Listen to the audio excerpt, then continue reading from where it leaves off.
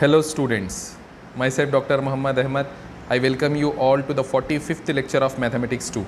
Students, in the previous lecture, we have started inverse Laplace transform.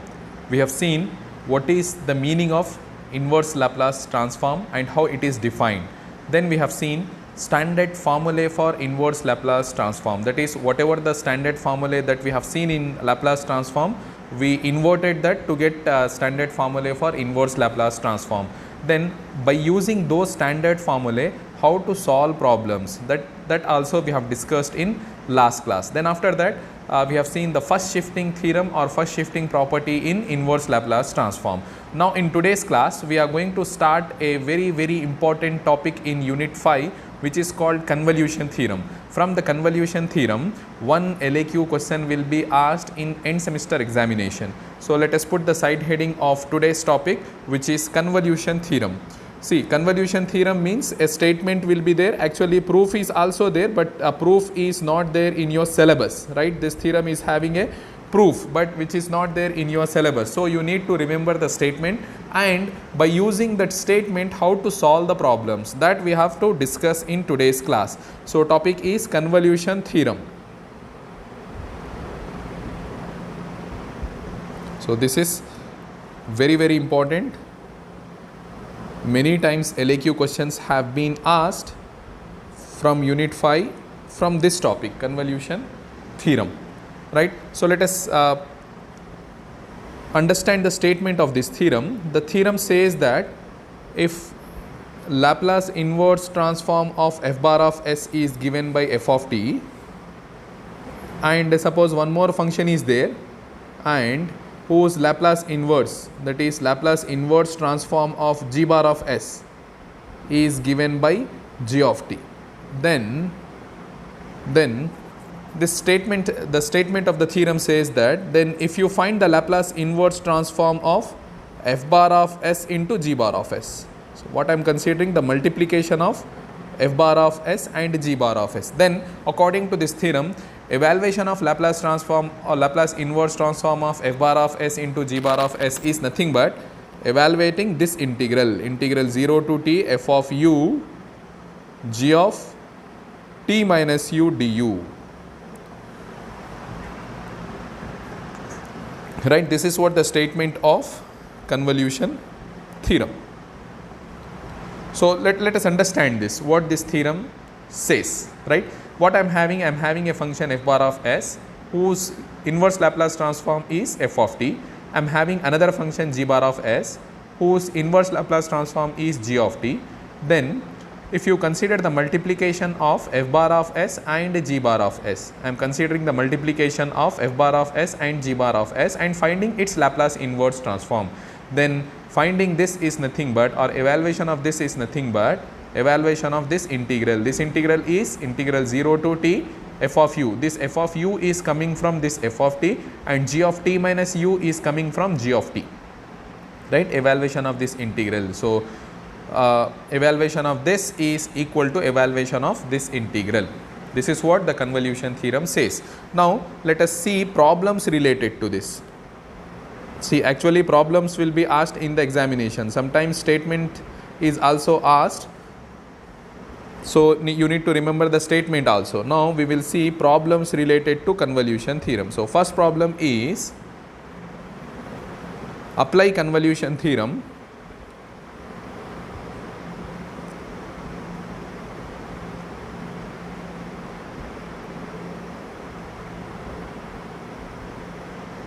to evaluate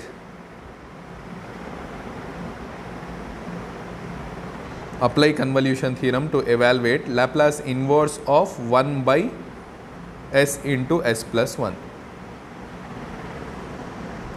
right? So for this kind of problems, previously we have seen in the last class, for if you want to evaluate Laplace inverse of 1 by s into s plus 1, if you don't want to apply convolution theorem, what we have to do? So we have to separate this by using partial fraction, that is a by s plus b by s plus 1 we have to consider. So what we have to do actually, this 1 by s into s plus 1, to make factors of this, what we have to do, a by s plus b by s plus 1 then find the values of a and b, substitute here, then find the inverse Laplace transform. So you will be having one formula, one standard formula you can use on this term, one other standard formula you can use on this term. So this is also a procedure for solving problems like this. But here in the question itself it asks us to solve by applying convolution theorem. So we have to apply this theorem. For applying this theorem, so what steps we have to follow, let us understand. So first we have to see here two functions are there. First function is 1 by s, another function is 1 by s plus 1.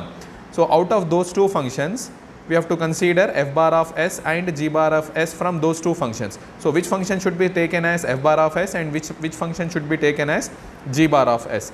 So that question is answered like this. So whose inverse Laplace transform gives you the easiest term, that should be selected as g bar of s. So here you see the two functions are there. First function is 1 by s, another function is 1 by s plus 1. If you multiply these two, if you multiply this one and this one, you will get this, right?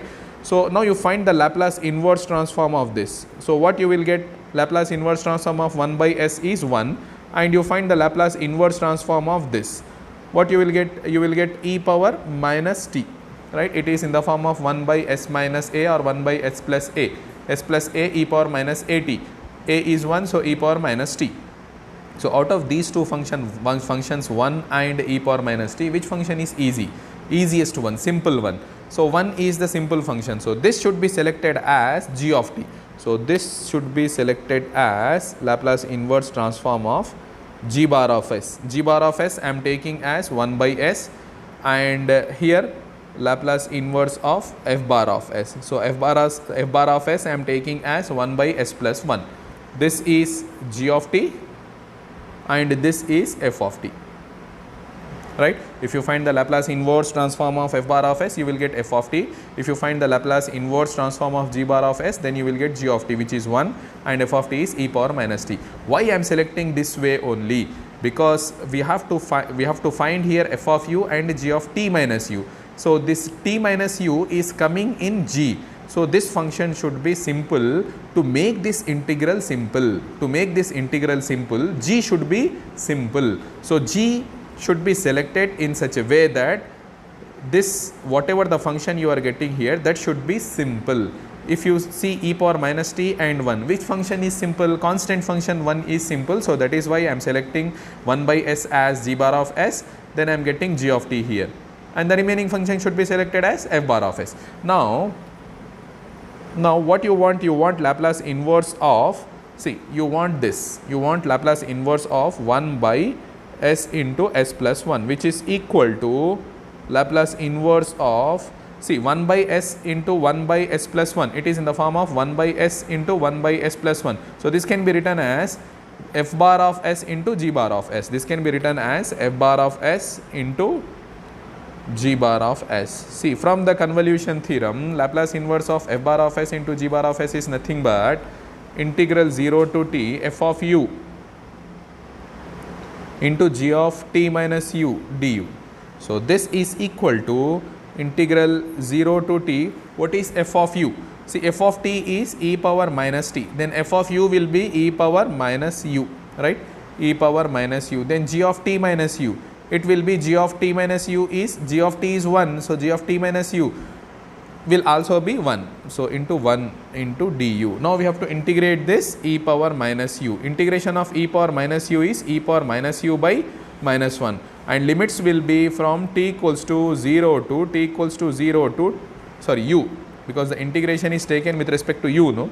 So u equals to 0 to t. Now substitute the upper limit, we will get e power minus t, then substitute the lower limit, we will get e power 0, then this is divided with minus 1. So finally what we will get here, e power 0 value is 1, no? So this minus and this minus will become plus, that will get 1, and here minus, we will get minus into e power minus t. So this is the required answer.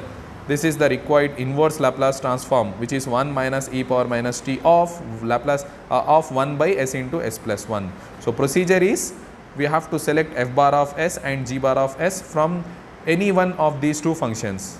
We have to select in such a way that the second function g of t should be simple and easy, right? Then apply the convolution theorem.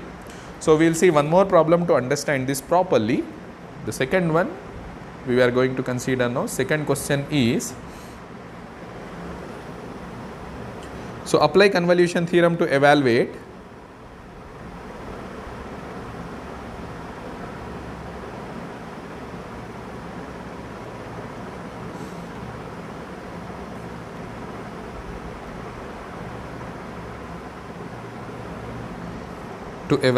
Laplace inverse of s by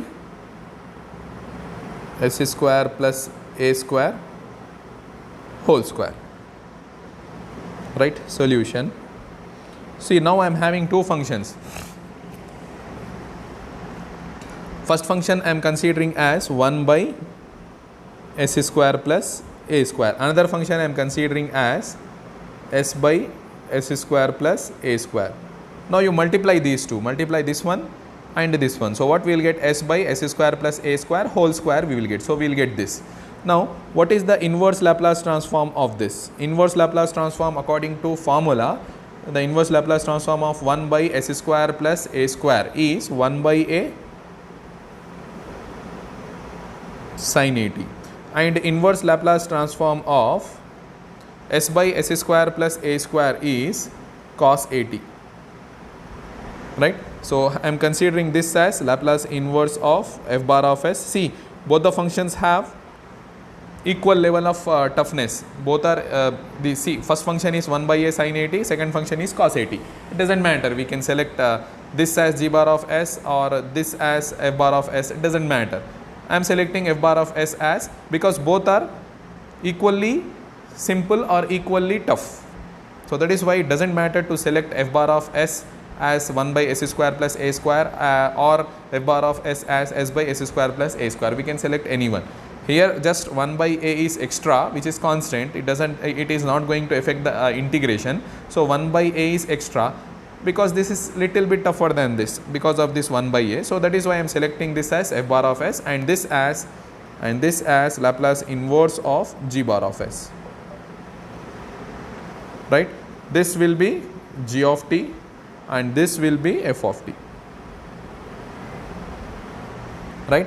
So I got f of t as 1 by a sin 80, g of t as cos 80. Now let us apply convolution theorem. Now Laplace inverse of what we want? We want Laplace inverse of s by s square plus a square whole square. We want the inverse Laplace transform of this, which is equal to Laplace inverse transform of, see, s by s square plus a square is the multiplication of this one and this one, that is multiplication of this one and this one. So it is it is f bar of s into g bar of s, which is according to the convolution theorem, this is integral 0 to t f of u g of t minus u du. So this is equal to integral 0 to t f of u.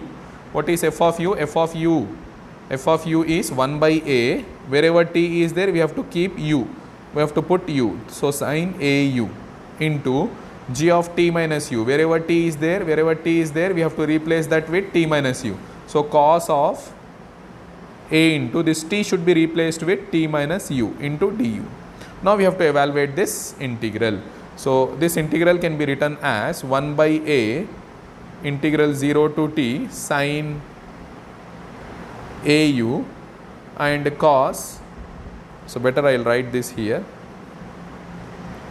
this is equal to this is equal to 1 by a integral 0 to t sin a u cos a into t minus u du. Right? Now we have to integrate this. For integrating this, see, multiplication, two functions are there, sin and cos, which are in product. We cannot find the integration of this. So we try to apply 2 sin a cos b formula, but for that I need to have 2 here. So I will multiply this with 2 and divide here with 2. It doesn't matter. Right?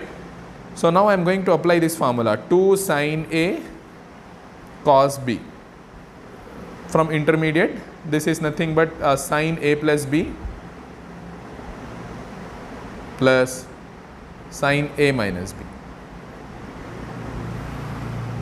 Right? I am going to apply this formula here, which is equal to 1 by 2a integral 0 to t. So what I'll get here, sine a plus b. A is au, b is t minus a into t minus u, right? So what I'll get, sine of a is au plus b is plus b is at minus au. So at minus au. First term is over, then plus second term, sine of a minus b. So sine of a minus b. A is au minus b is at minus au. So at minus and minus will become plus au, right, into du. Now we have to integrate this. This is equal to 1 by 2a integral 0 to t. So this au and this au will get cancelled. So what will remain? Sine at will remain plus sine of au plus au, au plus au, 2au minus at into du. Now integrate this 1 by 2a, integration of sine at with respect to u integration. So sine at will be constant, integration of 1 will be u. Sine at is constant as it is, integration of 1 is u, plus integration of sine is minus cos. So minus cos of 2au minus at, because the integration is with respect to u, integration of this with differentiation of this with respect to u will come in the denominator. So in differentiation of this complete thing with respect to u. So 2a into integration of u is 1 and integration of at is 0. So I will get 2a here, right? And the limits will be from u equals to 0 to t. This is what we will get, right? Now substitute the limits. So this is equal to 1 by 2a. Substitute the upper limit. In place of u I have to put t. So t into sine at, right, minus 1 by 2a cos of, in place of u I have to put t. In place of u I have to put t. So what will happen? 2at minus at I will get here, 2at minus at, which is 80, right? Now substitute the lower limit, minus when we substitute the lower limit, in place of u we have to substitute 0. So we will get first term will become 0, right? This term will become 0. Then minus of this minus will become plus. Now 1 by 2a, in place of u put 0. So what we will get? Cos of 0 minus 80, which is cos of minus 80, right? So this is equal to 1 by 2a t sine 80 minus 1 by 2a cos 80 plus 1 by 2a.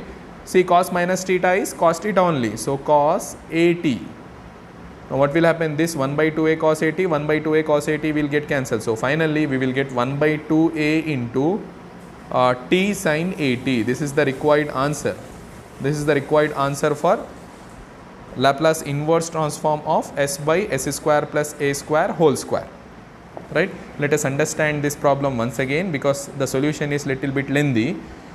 So here two functions are there. One is 1 by s square plus a square, another one is s by s square plus a square. So which function should be selected as f bar of s, g bar of s? Which function should be selected as g bar of s? So Laplace inverse of 1 by s square plus a square is 1 by a sin 80, and Laplace inverse of s by s square plus a square is cos 80. So out of these two functions, 1 by a sin 80 and cos 80 is simple. So this should be selected as g of t. If I want to select this one as g of t, then this should be considered as g bar of s. Then this should be considered as f bar of s. Then f of t is 1 by a sin 80, g of t is cos 80. Now consider the given question, Laplace inverse of s by s square plus a square whole square. Laplace inverse of this is nothing but Laplace inverse of multiplication of this one and this one. According to convolution theorem, Laplace inverse of this is integral 0 to t f of u g of t minus u du. F of u I am getting from 1 by a sin au, and g of t minus u, wherever t is there, that should be replaced with t minus u. So I am writing cos a into t minus u. Now I have to integrate this. So 1 by a is taken out. I am multiplying and dividing with 2, right? Because to make this in the form of 2 sin a cos b. when I apply this formula 2 sin A cos B, then sin A plus B I'll get sin AU plus AT minus AU, that is the first term, plus sin A minus B I will get as sin AU plus AT minus plus AU. So here AU will get cancelled, sin AT I will get, and here sin of AU will give you 2AU minus AT, right. Now integrate that, substitute the upper limit and lower limit, finally we will get the answer to be 1 by 2A sin AT. Okay, the third problem I am going to give you as homework. Third question is find,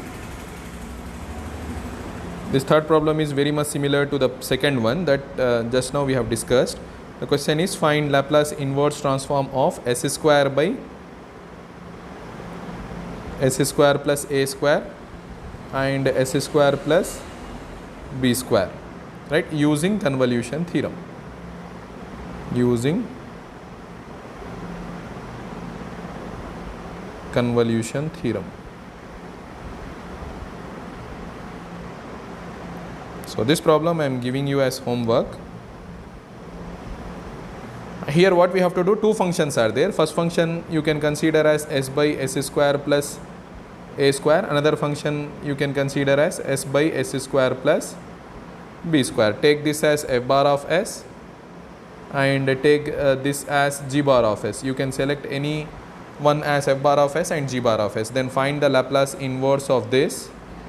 When you find the Laplace inverse of this, you will get here a function as see, this is the formula for cos AT.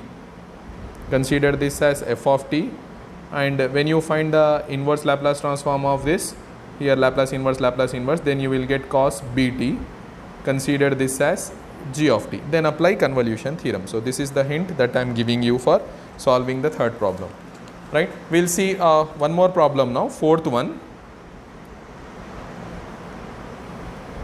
So fourth question is using convolution theorem evaluate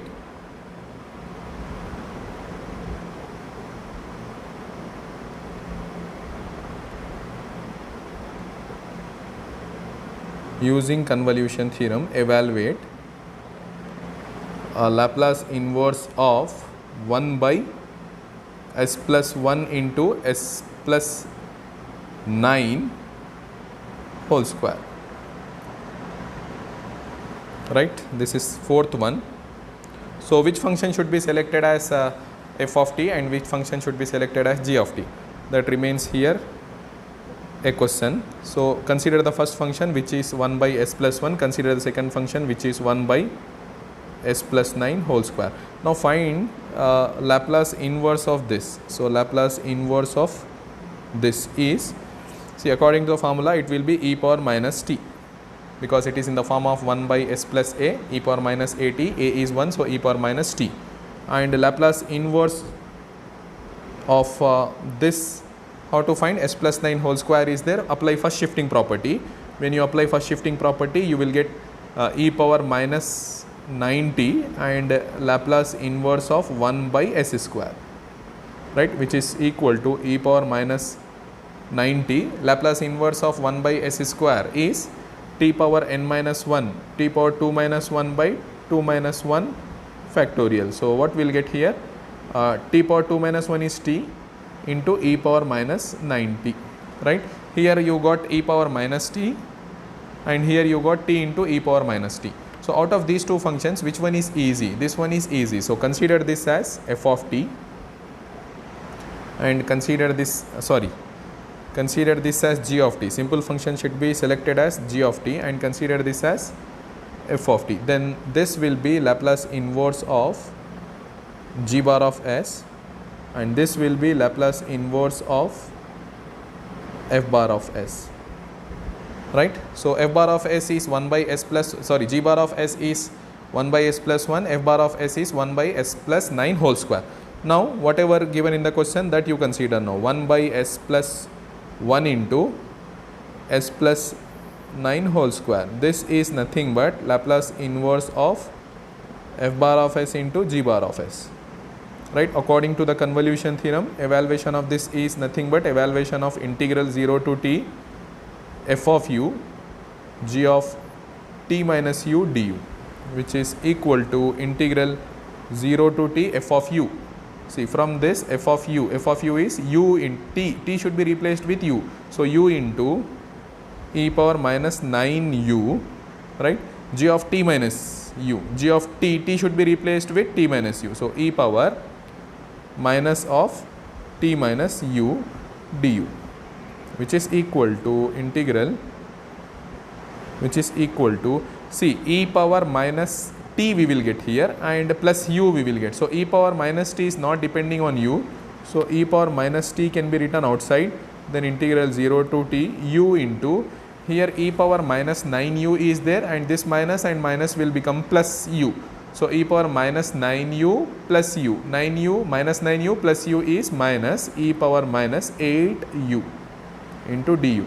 Now, integrate this, consider this as first function, this as second function. So, this is equal to e power minus t, use the Leibniz rule for integral. What we have to do? UV rule. So, first function integration of second function. So, first function u as it is, integration of second function e power minus 8u by minus 8, then minus differentiation of first function, differentiation of this, differentiation of u is 1 and integration of second function, integration of this complete thing, integration of this complete thing is e power minus 8u by minus 8u into, again minus 8u will come because of integration, then limits will be from u equals to 0 to t. Just simplify this. So, what we will get? E power minus t into, see, substitute the upper limit t. When we substitute the upper limit, we will get t into e power minus 8t by minus 8, then this minus as it is, e power minus 8t by e power minus 8t by this minus 8 into minus 8 is 64, right. Then substitute the lower limit. So, minus, when you substitute the lower limit here, you will get 0, then minus and this minus will become plus, plus, if you in place of u put 0, so 1 by 64, right. Now, 64 you take outside. So, e power t by e power minus t by 64 into, here what we will get? 1 we will get here, 1. Here this 64 is taken out, no. So, minus e power minus 8t we will get. 64 is taken out, but we are having only 8 here. So, 8 will remain, 8 should be multiplied here. So, minus 8t e power minus 8t. So, this is the final required answer, 1 minus e power minus 8t minus 8t e power minus 8t, right. This is the required answer for the Laplace inverse transform of 1 by s plus 1 into s plus 9 whole square. So, this is how we use convolution theorem to solve problems which will be having two functions here in terms of s, right. So, this in today's class we have seen the statement of convolution theorem and problems related to this, and in next class we will see applications of Laplace transform to solve ordinary differential equations. See, with that class we will be completing this unit and also we will be completing this the syllabus of mathematics 2, right. I am going to end today's session here. See you in the next class. Thank you.